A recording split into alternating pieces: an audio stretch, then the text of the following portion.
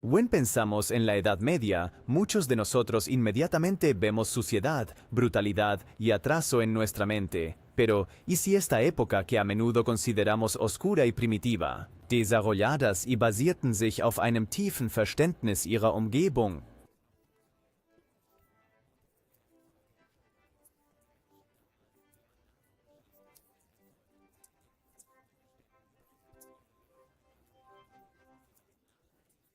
Y reducidas a lo esencial. En este video te presentamos 7 geniales técnicas de supervivencia de la Edad Media, muchas de las cuales todavía son utilizadas por entusiastas del bushcraft, preppers y utilizadas por personas que viven fuera de la red. Y al final, tal vez descubras que estas personas estaban mejor preparadas para un colapso que nosotros. Primero, fuego de acero y piedra. En la Edad Media, el fuego no era una comodidad, era la base de la supervivencia. Era cocina, calor, luz, protección e incluso comunicación, y como no había cerillas, encendedores ni hornillos de gas, uno debía ser creativo con pedernal y acero. Esta técnica tiene siglos de antigüedad y funciona hasta hoy. Todo lo que se necesita es un trozo de pedernal, sílex y un acero rico en carbono. Si se golpean ambos en el ángulo correcto, se generan pequeñas chispas calientes. Pero solo las chispas no son suficientes. Lo crucial es el material de yesca, seco, fino y extremadamente inflamable. Las personas en la Edad Media utilizaban para ello trozos de tela carbonizados bajo falta de oxígeno, llamados charclot, hongos de árbol secos como el yesquero del hongo pata de caballo o fibras finamente desmenuzadas de lino, musgo o corteza de árbol. La chispa debía darse cuidadosamente en este material y luego,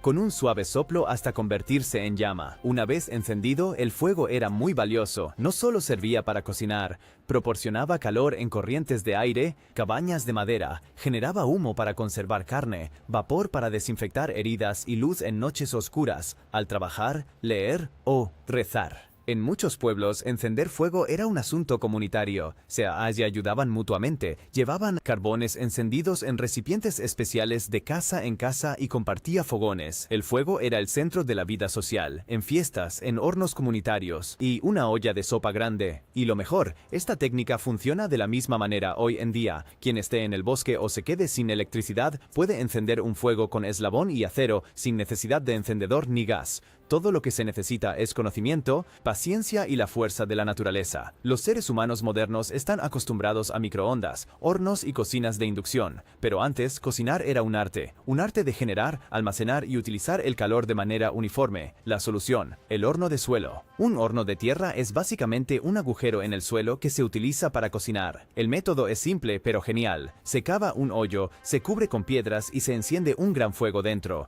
Después de un tiempo, las piedras están al rojo vivo. Cuando solo quedan brasas, la comida se envuelve en hojas, telas, cortezas o arcilla, se cubre con tierra y se cocina durante horas. Esta técnica tiene muchas ventajas. No necesita metal, ahorra combustible porque retiene el calor y cocina los alimentos lentamente, lo que hace que la carne dura se vuelva tierna y los cereales sean más digestibles. Además, un horno de tierra, apenas humo. Perfecto, por tanto, en tiempos de guerra o durante la huida, cuando uno no quiere llamar la atención. En muchos pueblos, estos hornos eran parte de la comunidad, se utilizaban juntos en fiestas o épocas de cosecha. Un hoyo, mucha comida, poca, trozo de madera. Junto al horno de tierra, también existía el método de envolver la carne en arcilla y colocarla directamente en las brasas. La arcilla encerraba la humedad, se endurecía por fuera y luego se podía romper como una cáscara de huevo. Lo que quedaba era carne tierna y jugosa sin un solo olla. Tales métodos demuestran, las personas medievales sabían cómo aprovechar al máximo los recursos de la naturaleza, con fuego, tierra, aire y un poco de tiempo. Hoy en día dependemos ciegamente de refrigeradores y congeladores. Pero, ¿qué pasa si se corta la electricidad? En la Edad Media se sabía cómo mantener la comida fresca sin electricidad, con métodos simples que también, incluso hoy, son útiles.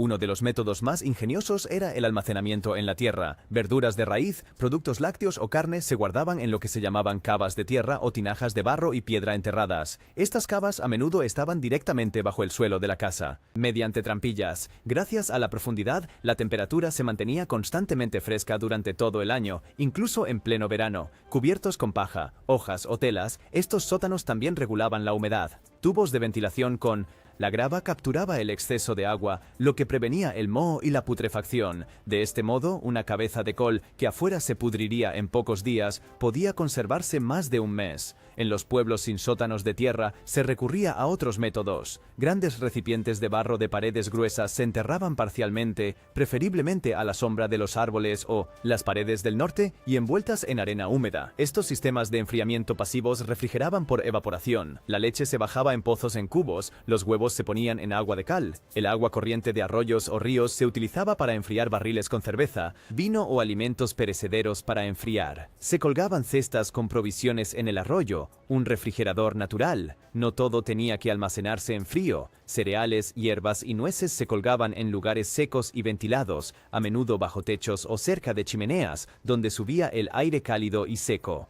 Dies hielt Schädlinge fern und sorgte für lange Haltbarkeit. Das Entscheidende war, die Menschen verstanden ihr Umfeld. Sí, sabían cómo interactuaban el viento, la humedad, la sombra y las estaciones del año, y sabían cuándo almacenar, secar, enterrar o guardar. Estos principios básicos todavía son válidos hoy en día, incluso sin ninguna tecnología. El agua potable limpia era un lujo en la Edad Media y un factor de supervivencia. Los pozos estaban a menudo contaminados, los ríos llenos de cadáveres de animales, los estanques eran criaderos de patógenos, pero incluso sin química moderna o filtros ultravioleta, la gente sabía cómo hacer el agua utilizable. El primer paso era la filtración visual. Se extendían telas como lino o paños de lana gruesa sobre cubos para eliminar las partículas suspendidas, insectos, algas y lodo. Pero eso era solo el comienzo. Para una limpieza profunda se recurría a una técnica que incluso hoy en día utilizan organizaciones de ayuda en zonas de desastre, el filtro de capas. Aquí se pasa el agua a través de diferentes niveles de material, en ollas, cajas o incluso en troncos ahuecados. Troncos de árbol. Primero vienen piedras gruesas que capturan grandes impurezas, luego siguen capas de arena gruesa y fina que reducen las partículas en suspensión y los microorganismos. La capa final es de carbón vegetal, generalmente de madera dura quemada, que absorbe olores, metales pesados y gérmenes. El agua goteaba lentamente a través, purificada por gravedad y naturaleza. No fue un proceso rápido, pero sí seguro y completamente autosuficiente. Además, se utilizaban hierbas, se colocaban artemisa, tomillo o milenrama en el agua para hacerlo germicida. En algunos lugares también se agregaba ceniza al agua para regular el valor de pH y bacterias. Matar. Un conocimiento que hoy está casi olvidado. También la recolección de agua de lluvia era muy común. Los techos se construían de tal manera que dirigían el agua hacia barriles de barro o cisternas, a menudo revestidos con arcilla. Estas cisternas de lluvia representaban la fuente de agua más segura, limpia, fresca y libre de residuos animales. El punto es claro, no se necesita una botella de plástico ni productos químicos para tener agua potable, solo gravedad, materiales de la naturaleza y algo de paciencia. En la Edad Media, la grasa animal era más que un subproducto, era un recurso valioso que ayudaba a la supervivencia. El sebo obtenido de la grasa de ovejas, cerdos o vacas era una especie de herramienta multifunción medieval, proporcionaba luz, calor, calorías y protección. La fabricación era simple. Después del sacrificio, la grasa se desprendía cuidadosamente, se derretía sobre fuego abierto y se filtraba. El resultado era una masa blanda, pastosa, duradera, versátil y producible sin electricidad. Para iluminación, el sebo se vertía en moldes o simplemente un pabilo de lino, paja o corteza seca envuelta. Las luces de sebo resultantes no ardían particularmente limpias y olían fuerte, pero mantenían largos periodos de tiempo, especialmente importante en las largas noches de invierno o en habitaciones sin ventanas. También como fuente de calor, el sebo era útil. En pequeños recipientes de barro con una mecha impregnada de grasa, se creaba una fuente de calor simple, a menudo suficiente para templar una pequeña habitación o calentar agua. En combinación con superficies reflectantes como paredes claras o de metal pulido, se podía incluso aumentar el rendimiento lumínico. Sin embargo, el sebo tenía más funciones. Se usaba como alimento de emergencia, no precisamente delicioso, pero energético. En tiempos de hambre, una cucharada de grasa, esencial para la supervivencia.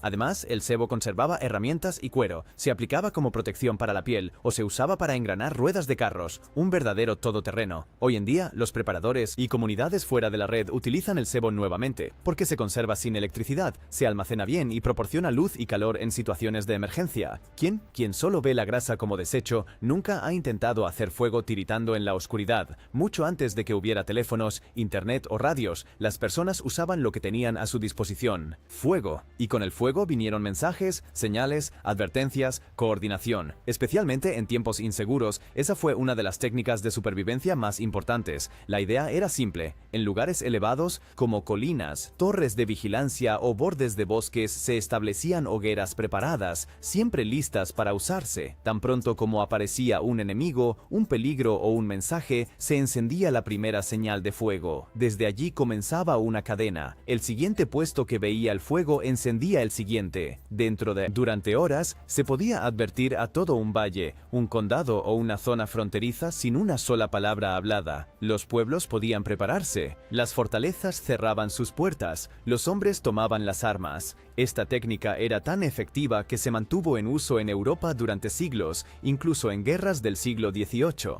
y su forma del siglo XIX, especialmente en regiones rurales, donde los mensajeros a caballo habrían tardado días. La señal de fuego era a menudo la única oportunidad para una advertencia a tiempo, pero no solo el fuego en sí era un mensaje. Número y duración. Un solo fuego quizás significaba peligro, 2 encendidos rápidamente uno tras otro implicaban enemigo en marcha, 3 con pausas entre ellos señalaban dirección y distancia. Era un lenguaje de luz y humo, e incluso en ocasiones pacíficas como el inicio de la cosecha o anuncios reales, se usaban fuegos de señales. Eran un punto de encuentro social.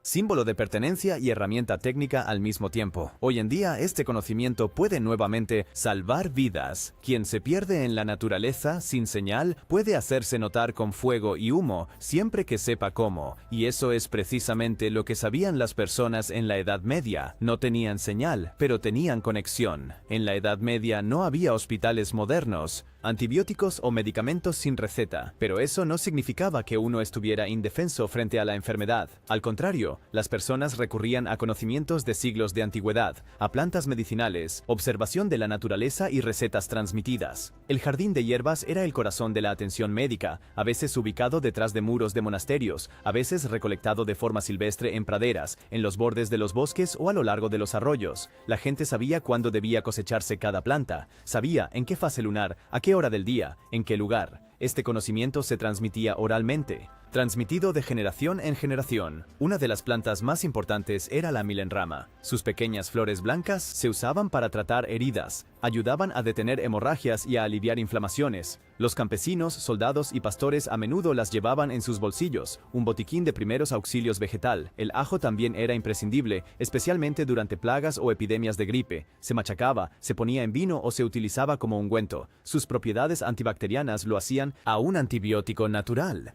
El tomillo y la salvia se usaban para enfermedades respiratorias como té, inhalación o tintura. Para la tos, ronquera y bronquitis tenían un efecto expectorante y calmante. La consuelda, conocida en alemán como Beinwell, era el remedio para los huesos. La raíz se procesaba en una pasta y se aplicaba sobre fracturas o esguinces. Por eso también el viejo nombre, raíz de consuelda. Una planta modesta pero muy efectiva era el llantén. Sus hojas extraían venenos de picaduras de insectos, ampollas por quemaduras e incluso mordeduras de serpiente. Era triturado y aplicado directamente sobre la zona afectada. Pero la estrella secreta era la ortiga. Era alimento, planta medicinal y fuente de energía al mismo tiempo. Como té purificaba la sangre, ayudaba con los dolores articulares, apoyaba la absorción de hierro y fortalecía el sistema inmunológico. Lo que hacía a estos remedios tan especiales no era solo la planta en sí, sino la forma de aplicación. Las personas sabían cuándo usar la raíz, cuándo la flor y cuándo la hoja. Sabían cómo secarlas, almacenarlas, triturarlas, cocinarlas como té o mezclarlas como ungüento. A menudo estos procesos de curación también estaban vinculados a elementos espirituales, con oraciones, rituales, a veces incluso observaciones astrológicas, pero eso no significa que fueran irracionales. Hoy en día, muchos medicamentos modernos se basan precisamente en estas plantas: aspirina en corteza de sauce, morfina en adormidera, penicilina en mojo.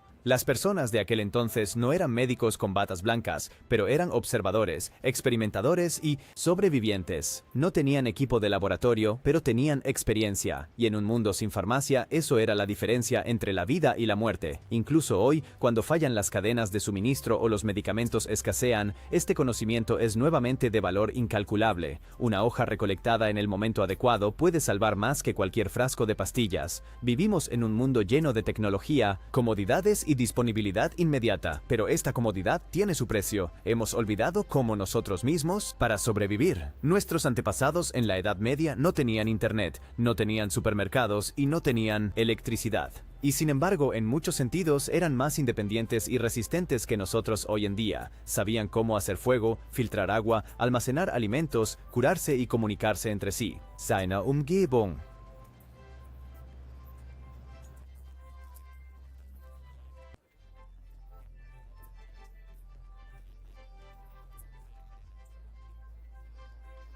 Su conocimiento. Naturalmente, la vida en ese entonces era dura, sin duda, pero también era honesta, pragmática y creativa, y es precisamente eso lo que hace que las técnicas de esa época sean hoy tan valiosas. Funcionan sin electricidad, sin plástico, sin aplicación. Nos recuerdan que sobrevivir no es cuestión de suerte, sino una habilidad, y a veces la clave para el futuro está en el pasado.